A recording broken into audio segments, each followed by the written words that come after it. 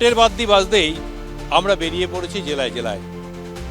এই মুহূর্তে ডুয়ার্স বলতেই বাঙালির চোখের সামনে ভেসে ওঠে অপূর্ব প্রাকৃতিক সৌন্দর্যে ভরা এক ভূখণ্ড। কিন্তু ডুয়ার্স নিজে কেমন আছে, তার বুকের ভেতরে কোন ভালোবাসা, যন্ত্রণা, উচ্ছ্বাস কিংবা ভালো লাগা কি বলতে চায় ডুয়ার্স? ভোটের আগে তার খবর নিতেই আমরা পৌঁছেছি জলপাইগুড়িতে। জেলায় পা রাখলেই এখন অনুভব করবেন ভোট এসে গেছে। রাজ্যের অন্যান্য জেলার থেকে আলাদা বৈশিষ্ট্য রয়েছে এই জেলার। এখনও রাজনৈতিক প্রতিদ্বন্দ্বিতার নামে নিষ্ঠুর পেশি সংঘাতের পরিবেশ তার রাজত্ব করতে পারেনি। ডুয়ার্সে এখনও রাজনৈতিক সৌজন্যের সংস্কৃতি ভেঙে চুরে যায়নি। ভোট আছে, ভোটের লড়াই আছে, সেই সঙ্গে চোখে পড়বে রাজনৈতিক সৌজন্য। ভোটের মুখে রামনবমীর মিছিল ঘিরে সেই সৌজন্যই চোখে পড়ল এখানে। একই শোভাযাত্রায় একসঙ্গে পা মেলালেন প্রতিদ্বন্দ্বী দুই প্রার্থী, তৃণমূলের বুলুচিক বড়াইক ও বিজেপির সুপ্রা মুন্ডা। এটা আমরা প্রত্যেক বছর যেরকম আজকে মাল শহরে যেরকম রামনবমী উপলক্ষে যেরকম শোভাযাত্রা বের হয়, এটা প্রত্যেক বছর আমরা এটা এরকম পালন করা হয়। এইখানে কোনো জাত কোনো ধর্ম আমরা এইসব দেখি না। এটা আমাদের হিন্দু ধর্মে আমরা প্রত্যেক বছর আমরা এই রামনবমী উপলক্ষে সেটা শোভাযাত্রা আমরা পালন। এটা দেখুন একটা ধর্মীয় প্রোগ্রাম, ধর্মীয় অনুষ্ঠান। এখনো যে কোনো প্রার্থী হোক যা না প্রার্থী না হোক, ও আসবে, অংশগ্রহণ করবে। এটা করা হয়েছে সুশাসন এবং মানব কল্যাণের জন্য। এখনো সবার অংশধারী সবাইকে স্বাগত আছে। গত বিধানসভা নির্বাচনে একেবারে নজর কাড়া উত্থান হয় বিজেপির। জলপাইগুড়ি জেলার মোট 7টি আসনের মধ্যে 4টিতেই জয়ী হয় গেরুয়া শিবির। মাত্র 3টি আসন ধরে রাখতে পারে তৃণমূল কংগ্রেস। 21-এর ভোটে বিজেপির দখলে ছিল ধূপগুড়ি, ময়নাগুড়ি, ডাবগ্রাম, ফুলবাড়ি এবং নাগরাকাটা। অন্যদিকে তৃণমূল পেয়েছিল জলপাইগুড়ি, রাজগঞ্জ এবং মাল আসন।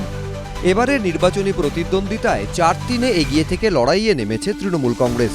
ফলে নিজেদের আসন সংখ্যা বাড়িয়ে নেওয়ার লক্ষ্যে যার যার মতো করে হাতিয়ারে শান দিচ্ছে দুপক্ষই। ফলে প্রচারের ময়দানে ভাতা, উন্নয়ন, এসআইআর বনাম অনুন্নয়ন, দুর্নীতি এবং সাম্প্রদায়িক সমীকরণের সংঘাত। দুপক্ষই মানুষকে যখন তাদের প্রতিশ্রুতি আর স্লোগানে প্রভাবিত করতে চাইছে, তখন সাধারণ মানুষ কি চাইছেন? পথ চলতে চলতে শুনতে চাইলাম তাদের কথা। একেবারে খোলা মনেই তারা উজাড় করে দিলেন নিজেদের মনের কথা। কাজকর্ম এগুলাই না ভালো। হ্যাঁ, চাকরি চাকরি নাই? নাই তো, কোথায় চাকরি বাকরি আছে? চাকরি চাই, চাকরি তো লাগবে। চাকরি না লাগলে ছেলেপিলাকে কীরকম করে হবে? চাকরি না পেলে ছেলেগুলো খাওয়া দাওয়া কোথা থেকে খাবে বলে? কার্ডে তো 1,500 টাকা করে দিচ্ছে। ওটা দিয়ে কী হবে? ওটা দিয়ে কি হবে? ওই 1,500 টাকাটা কি হবে বলেন তো দেখি। এখানে মানে কমপ্লিটলি নির্ভর করে চা বাগানের উপরে। চা বাগানে এখানে ডেভেলপ নেই। চা বাগান ডেভেলপ না হলে অলরেডি মালবাজারের জলপাইগুড়ি ডিস্ট্রিক্ট ডেভেলপ হবে না। এই গুচ্ছ গুচ্ছ অভিযোগ খতিয়ে দেখতে আমরা বেরিয়ে পড়লাম বাস্তব চিত্র তুলে আনার জন্য। ডুয়ার্স রাজ্যের পর্যটন মানচিত্রে এক উজ্জ্বল স্থান দখল করে আছে। সেই পর্যটনের হাল হকিকত সন্ধান করতে গিয়ে কার্যত বিস্মিত হতে হলো আমাদের। এই জায়গাটা যে হাতির করিডর, তার স্পষ্ট প্রমাণ হচ্ছে এখানেই পড়ে রয়েছে হাতির বিষ্ঠা। অর্থাৎ বছরের পর বছর ধরে হাতি যেই করিডরগুলোকে ব্যবহার করে, সেই করিডরগুলোর পথ আটকে দেওয়া হয়েছে। সামনে দেখুন পুরো করিডরের পথ আটকে তৈরি হয়েছে। আরও রিসর্ট হোটেল তৈরি হচ্ছে। আরও চারদিকে শুনশান, আর সেই নিস্তব্ধতা ভেঙে কুল শব্দে বয়ে চলেছে। এটাই হচ্ছে ডুয়ার্সের রোমান্টিকতার প্রতীক, মূর্তি নদী, আবেগের প্রতীক, নস্টালজিয়ার প্রতীক।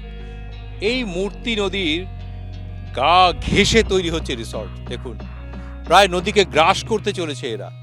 কপা হবে এখান থেকে, যেখানে দাঁড়িয়ে আছি এখানে মূর্তির জল বইছে। সেখান থেকে 1 পা, 2 পা, 3 পা, 4 পা, 5 পা, 6 পা, এই 6 পা দূরত্বে এই যে রিসর্ট তৈরি হচ্ছে, কি করে সম্ভব?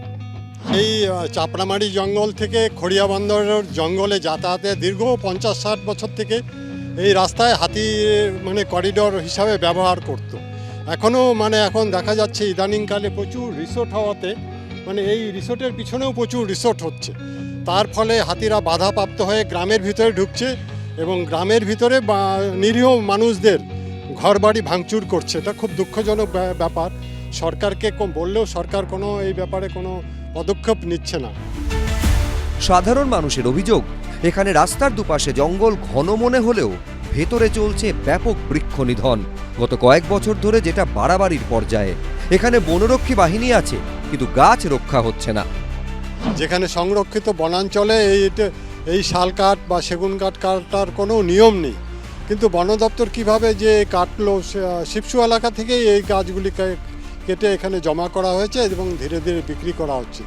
কিছুদিন আগে এই এলাকাটা প্রচুর কাঠ ছিল, এখন দেখা যাচ্ছে ইদানিং আস্তে আস্তে ধীরে ধীরে বিক্রি করছে এবং কাঠের পরিমাণটাও কমে আসছে।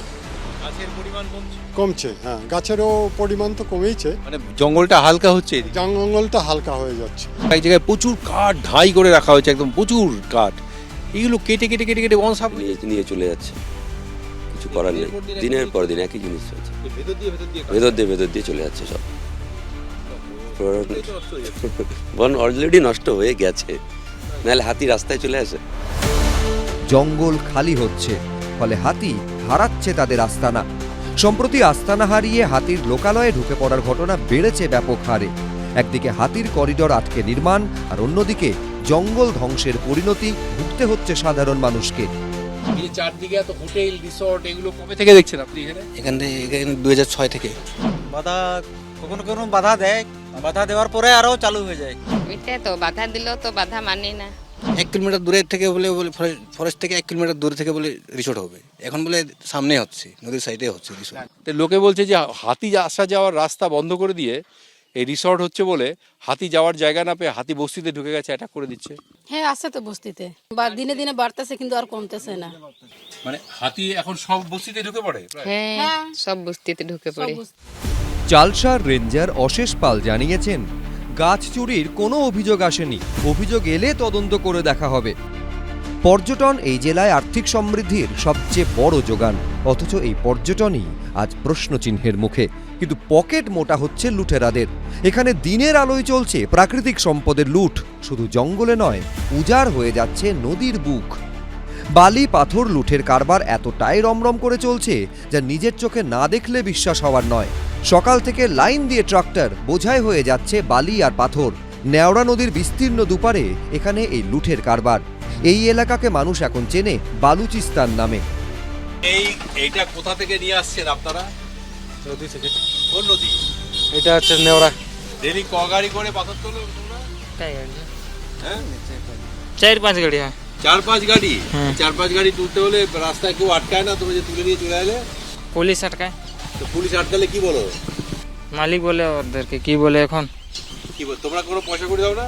মালিক দেয়, কি দেয় ওই জানে, মালিকে জানে। পুলিশের তো মান্থলি করা আছে আমাদের। মান্থলি করা আছে? মান্থলি কত দিতে হয় পুলিশকে? 5000। 5000 করে মান্থলি দিতে হয়। আর এই 100 টাকা করে কাকে দিতে হয়? মিক্স রয়্যালটি হোল্ডার, এটা কারা?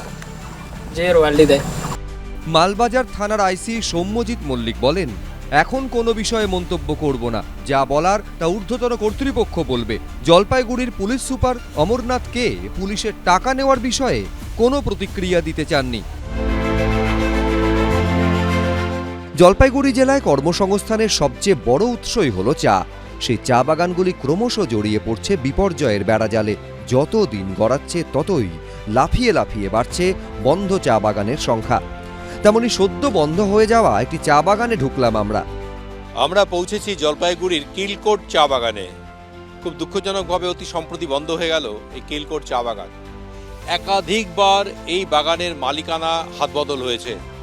সম্প্রতি যিনি মালিক ছিলেন যারা, তারা বাগান বন্ধ করে দেন।